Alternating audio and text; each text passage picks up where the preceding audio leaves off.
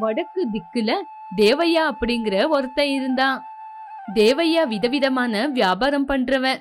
வெயில் காலத்துல தர்பூசணி இளநி வியாபாரம் செய்வான். மழை காலத்துல கொடை செருப்புங்களை விக்குவான். குளிர் காலத்துல ஷால் பெட்ஷீட்னு விக்குவான். தேவையாவுக்கு படிப்பறிவு இல்லாததுனால இதே மாதிரி சின்ன சின்ன வியாபாரம் செஞ்சு அவன் வாழ்க்கைய நடத்திக்கிட்டு இருந்தான். இதே வியாபாரம் செஞ்சுக்கிட்டு தன்னோட குடும்பத்தை காப்பாத்திக்கிட்டு இருந்தான். தேவையாவுக்கு ஒரு பழக்கம் இருந்துச்சு. எந்த இடம் காலியா இருக்குதோ அந்த இடத்துல ஒரு செடிய நட்டு வச்சிருவான். அவன் கையில எந்த செடிய நட்டாலும் அது வளர்ந்து மரமா நிக்கும். இப்படி எப்ப பார்த்தாலும் செடிங்கள நட்டு நட்டு இருக்கிற தேவையாவோட வீடு எப்படி இருக்கும்னு கொஞ்சம் யோசிச்சு பாருங்க.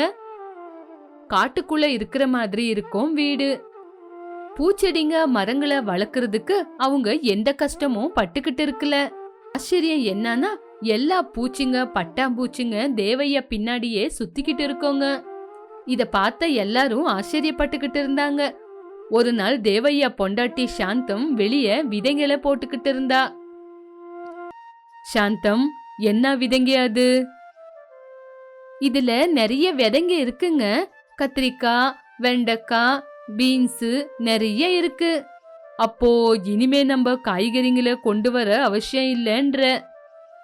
என்னங்க சொல்றீங்க? இது எப்ப வளருது, எப்ப காய்கறிய கொடுக்கறது? அப்போ சரி, எனக்கு கூட கொஞ்சம் விதைங்கள கொடு. யாருக்குங்க கொடுக்க போறீங்க? யாருக்கும் இல்ல, வழியில போகும்போது விதைங்கள போட்டுக்கிட்டு போறேன். இது வளைஞ்சா 4 பேருக்கு இதனால உபயோகம் ஆகும்ல. சாந்தம் கிட்ட இருந்து தேவையா கொஞ்சம் விதைங்கள வாங்கிக்கிட்டு போற வழியில வழி முழுக்க போட்டுக்கிட்டு போனான். ஜனங்க அவனை பார்த்தாங்களே தவிர அவனை பத்தி தெரிஞ்சதுனால அவங்கிட்ட எதுவுமே கேட்கல. இப்படி தேவையா எங்கெல்லாம் விதைங்கள போட்டானோ அங்கெல்லாம் கொஞ்ச நாள்லயே காய்கறிங்க விளைஞ்சு நின்னு இருந்துச்சு. சொரக்காய், கத்திரிக்காய், புடலங்காய் எல்லாமே விளைஞ்சிருந்துச்சு. இப்படி தேவையாவை பார்த்து எல்லாரும் புகழ்ந்துகிட்டு இருந்தாங்க. இப்படி இருக்கும்போது தேவையா ஒரு நாள் சந்தைக்கு போய் வீட்டுக்கு தேவையான பொருளுங்களை வாங்கிக்கிட்டு வந்துட்டு இருந்தான். இப்படி தேவையா சந்தைக்கு போயிட்டு வரும்போது ஜோரா மழை வந்துச்சு. அப்போ ஒரு குடிசை கிட்ட போய் நின்னா. அப்போ அந்த குடிசை வீட்டுல இருந்த ஒரு வயசான தம்பதிங்க மழை தண்ணியால கஷ்டப்பட்டுக்கிட்டு ஒரு பக்கம் உக்காந்துருந்தாங்க. அவங்கள பார்த்த தேவையா, ஐயோ 2 பேரும் ரொம்ப கஷ்டப்படுறீங்களே, ஏதாவது போத்திக்கிட்டு உக்காரலாம்ல. எங்க கிட்ட நாங்க போட்டு இருக்கிற துணியை விட்டா வேற எதுவுமே இல்லப்பா. தேவையா அந்த பக்கம் இந்த பக்கம் பாத்துக்கிட்டு அவன் பேக்ல இருந்து ஒரு கம்பளியை எடுத்து அவங்களுக்கு கொடுத்தான். அந்த வயசான தம்பதிங்க தேவையாவுக்கு நன்றி சொன்னாங்க. கொஞ்ச நேரத்துக்கு அப்புறம் மழை நின்னதால தேவையா அங்கிருந்து கிளம்பி வீட்டுக்கு போனா. தேவையா வீட்டுக்கு போய் துணிய மாத்திக்கிட்டு மறுபடியும் சந்தைக்கு போய் அந்த வயசான தம்பதிங்களுக்கு தேவையான பொருளுங்களை வாங்கிட்டு வந்து கொடுத்தான். அம்மா, இங்க பாருங்க, இதுல நீங்க சாப்பிட தேவையான பொருளுங்க இருக்கு. அதே மாதிரி உங்களுக்கு கொஞ்சம் துணிமணிங்க, மழைக்கு கொடை கூட இருக்கு. எதுக்குப்பா எங்களால உனக்கு கஷ்டம்? நாங்க பெத்த பசங்களே எங்களை விட்டுட்டு அனாதையா போயிட்டாங்க. அப்படி இருக்கும்போது உனக்கு எதுக்குப்பா எங்களால வீண் செலவு? அதென்ன பாட்டி அப்படி சொல்றீங்க? எனக்குன்னு தாத்தா பாட்டி இருந்தா நான் அவங்கள பாத்துக்க மாட்டேனா? என்ன உங்க பேரனா நினைச்சுக்குங்க. உங்களுக்கு தேவையானத கொண்டு வந்து கொடுத்துட்டு போறேன்.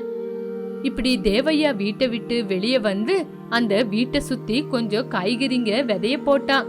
அத பார்த்த வயசான அம்மா அவங்கிட்ட வந்து, என்னப்பா அந்த விதைங்க வீட்டுக்கு வெளியே எல்லா பக்கமும் போட்டுக்கிட்டு இருக்க? அது காய்கறிங்க விதைங்க பாட்டி. உங்களுக்கு தேவைப்படும் போது இதுல இருந்து காய்கறிய பறிச்சுக்கலாம்ல. நான் இதுங்கள எப்படிப்பா பாத்துக்கிறது? இதுங்கள நீங்க வளர்க்க தேவையில்லை பாட்டி. இதுங்க வளர்ந்து இந்த குடிசை மேலையும் எல்லா பக்கமும் செடிங்க வளர்ந்துரும். அப்போ மழை காலத்துல உங்களுக்கு உபயோகமாகும். வீட்டுக்குள்ள தண்ணி கூட வராது. இப்படி தேவையா வீட்டை சுத்தி மரங்களை கூட நட்டு வச்சான். இப்படி வயசான தம்பதிங்களை பார்க்க 2 நாளைக்கு ஒரு வாட்டி வந்து போனா. தேவையா யோசிச்ச மாதிரி செடிங்க குடிசை மேலையெல்லாம் வளர்ந்துகிட்டு போச்சு. இப்படி அந்த செடி கொடிங்கல பாவக்காய், புடலங்காய் எல்லாமே வந்துச்சு. பாக்குறவங்க எல்லாம் ஆச்சரியப்பட்டாங்க.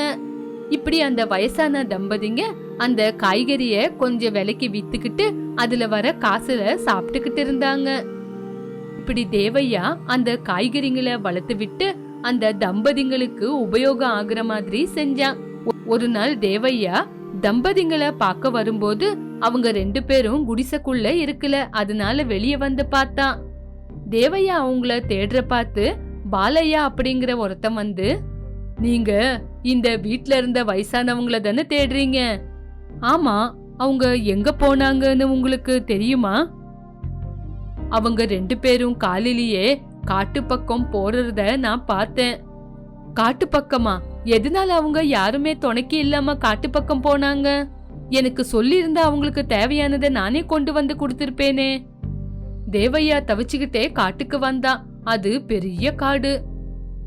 காட்டுக்கு வெளியே நின்னு பாக்கும்போதே அவனுக்கு ரொம்ப பயமா இருந்துச்சு.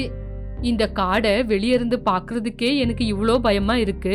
அப்படி இருக்கும்போது இவங்க காட்டுக்குள்ள போயிருக்காங்க. என்ன பண்ணிக்கிட்டு இருக்காங்க?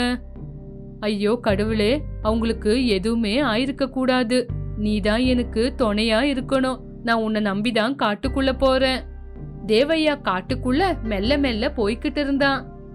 பாட்டி, தாத்தா, பாட்டி எங்க இருக்கீங்க? உங்களை பார்க்காம நான் வீட்டுக்கு போக முடியாது. எங்க இருக்கீங்க? இப்படி கத்திக்கிட்டே காட்டுக்குள்ள போய்கிட்டு இருந்தான். அவன் சத்தத்தை கேட்டு நிறைய பறவைங்க கத்த ஆரம்பிச்சுச்சுங்க. இப்படி தேவையா பயந்துகிட்டே போய்கிட்டு இருக்கும்போது காட்டுக்குள்ள வனதேவதை அவன் முன்னாடி வந்து நின்னுச்சு. அந்த தேவதை பச்சை பசேல்னு ஜொலிச்சுக்கிட்டு இருந்துச்சு. அந்த தேவதை கிட்ட பட்டாம்பூச்சிங்க சுத்திக்கிட்டு இருந்துச்சு. தேவையா அத ஆச்சரியத்துல பார்த்தான். என்ன இது, நான் பட்ட பகல்லையே கனவு காண்றேனா?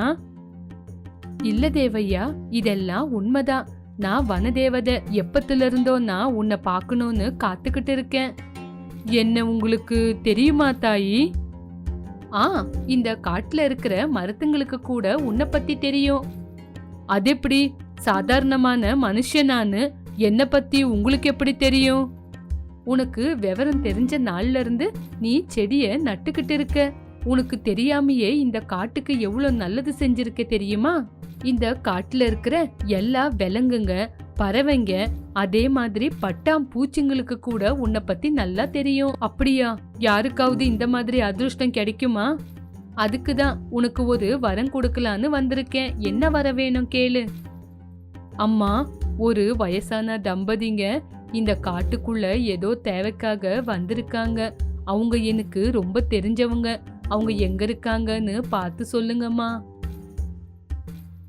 அவங்கள பத்தி நீ கவலைப்படாத தேவையா. இந்த வயசான காலத்துல யாருக்கும் கஷ்டம் கொடுக்க கூடாதுன்னு என்ன தேடி இந்த காட்டுக்கு வந்திருக்காங்க. இதுக்கப்புறம் அவங்கள நானே பாத்துக்கிறேன். அப்படியா? ஒரு வாட்டி அவங்கள பார்த்து எனக்கு பேசணும் அம்மா. வனதேவதை கண்ணு மூடி கண்ணு திறந்து பார்க்கும்போது ஒரு பெரிய தாமரை பூக்குள்ள அந்த வயசான தம்பதிங்க நின்னுகிட்டு இருந்தாங்க. அதுக்குள்ள உக்காந்துகிட்டு இருக்கிற தாத்தா பாட்டி தேவையாவை பார்த்து ரொம்ப சந்தோஷப்பட்டாங்க. அப்பா, இதுக்கப்புறம் உன்னை பார்க்குவோன்னு நாங்க யோசிக்கலப்பா. உன்னால இவ்வளவு நாள் நாங்க வயிறு நிறைய சாப்பிட்டோம்ப்பா. உனக்கு ரொம்ப நன்றி தம்பி. தாத்தா, பாட்டி, என்கிட்ட சொல்லாம நீங்க பாட்டுல காட்டுக்கு வந்துட்டீங்க. உங்களுக்கு ஏதாவது தேவையா இருந்தா என்கிட்ட சொல்லிருக்கலாம்ல. உனக்கு கஷ்டம் கொடுக்க கூடாதுன்னு தான்ப்பா நாங்க உனக்கு சொல்லாமையே காட்டுக்குள்ள வந்தோம். நாங்க எப்ப சாவோன்னு எங்களுக்கே தெரியாது. எங்களால உனக்கு கஷ்டம் வரக்கூடாது இல்லப்பா. இந்த வனதேவதை எங்களுக்கு தங்குறதுக்கு இடம் கொடுத்திருக்கா. அம்மா வனதேவதை, தேவையா ரொம்ப நல்லவன். அவனுக்கு நல்லபடியா ஆசீர்வாதம் பண்ணுங்கம்மா. நான் உங்களை பார்த்துட்டேன். இதுக்கப்புறம் எனக்கு எதுவுமே வேண்டாம். தேவையா, இந்த தம்பதிங்க இருந்த அந்த குடிசை வீட உனக்கு நான் வரமா கொடுக்கறேன். அந்த குடிசை வீட்டுக்குள்ள நின்னுக்கிட்டு நீ என்ன கேட்டாலும் அது உனக்கு தேவையான பொருட்களை கொடுக்கும். ஆனா அது எதுவுமே தவறான கோரிக்கையா இருக்கக்கூடாது. அந்த குடிசை வீடு உனக்கு அக்ஷய பாத்திரமா இருந்து எல்லாத்தையும் கொடுக்கும். தேவையா வனதேவதைக்கு நன்றி சொன்னா. உடனே அந்த தாமரைப்பூ வனதேவதை அங்கிருந்து மாயமாயிட்டாங்க. தேவையா ரொம்ப கஷ்டப்பட்டுக்கிட்டு அந்த ஊருக்குள்ள வந்தா. அந்த வீடு அவனோட சொத்தாயிடுச்சு. தேவையா அந்த வீட அக்ஷய பாத்திரமா மாத்தி நிறைய பேரோட பசியா ஆத்துனா. எப்பவும் போல செடிங்களை நட்டு இயற்கைக்கு கௌரவம் கொடுத்தான். இப்படி தேவைய நடுற எந்த செடியா இருந்தாலும் முதல்ல விட இப்ப நிறைய பசல கொடுத்துச்சு. இப்படி எல்லா விவசாயிங்களும் அவங்களோட நிலத்துல விவசாயம் செய்யும் போது தேவையா கையில இருந்து விதைய போட்டுக்கிட்டு நல்ல லாபத்தை சம்பாதிச்சாங்க.